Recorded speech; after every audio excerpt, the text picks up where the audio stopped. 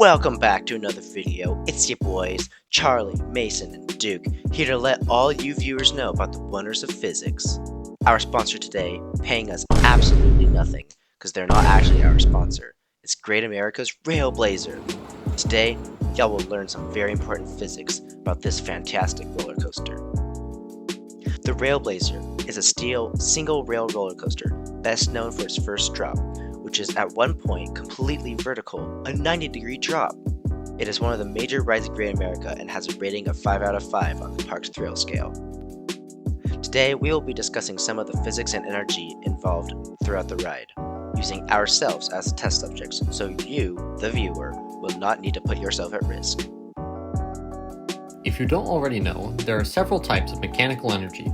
However, in this video, we will only be talking about two: gravitational potential energy and kinetic energy. Kinetic energy is the energy of motion. Gravitational potential energy is the energy stored in an object due to the effect gravity has on it. As an object gets closer to the source of the gravitational pull and accelerates, in this case due to the Earth, the gravitational potential energy is converted into kinetic energy. The total energy of the system is always conserved. To calculate the gravitational energy of our subjects, Duke and Charlie, we first obtain their mass in kilograms. Mass is important as the amount of gravitational potential energy relies on the mass of an object, as well as its height and gravitational constant. Kinetic energy also takes mass into account. An object's kinetic energy is half its mass multiplied by its velocity squared. The height of Railblazer's infamous drop as well as the top speed of the ride are both known quantities given in the ride specs. Using these quantities, we can find the maximum kinetic and potential energies of our riders. Duke's mass is 65.77 kilograms.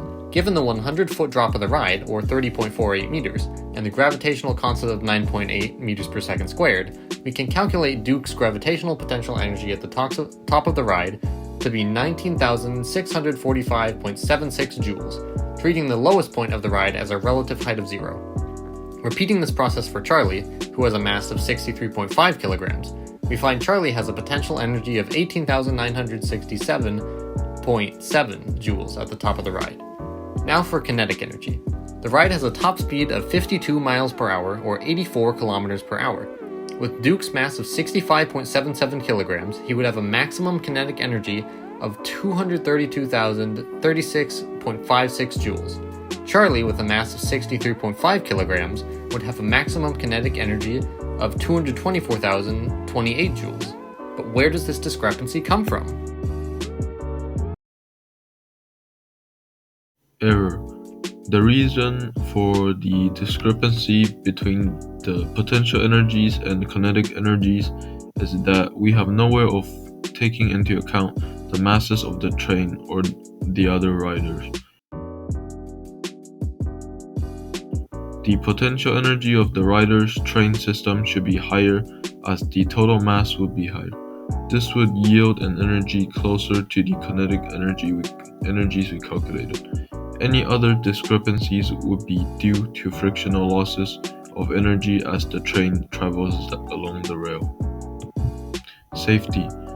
On the carts of the ride, there are bars and seat belts designed to hold the rider down and prevent any accidents.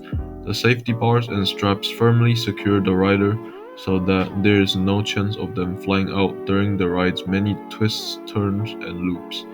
Even without these measures, the rider will be kept pushed to the back of the seat by the fast looping motions of the ride. However, the safety harnesses are still required as all objects, including people, follow Newton's law of inertia, which states that objects will resist changes in states of motion. Without the harnesses, the riders will continue to move in one direction while the carts change direction, causing the riders to fly out of the carts.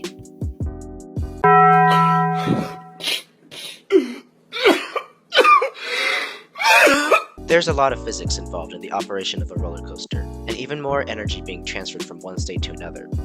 Ensure that when calculating the energy of an object, you take into account its relationship to the rest of the system. Next time you visit an amusement park, think about the physics that makes the fun possible. Stay tuned for the next video.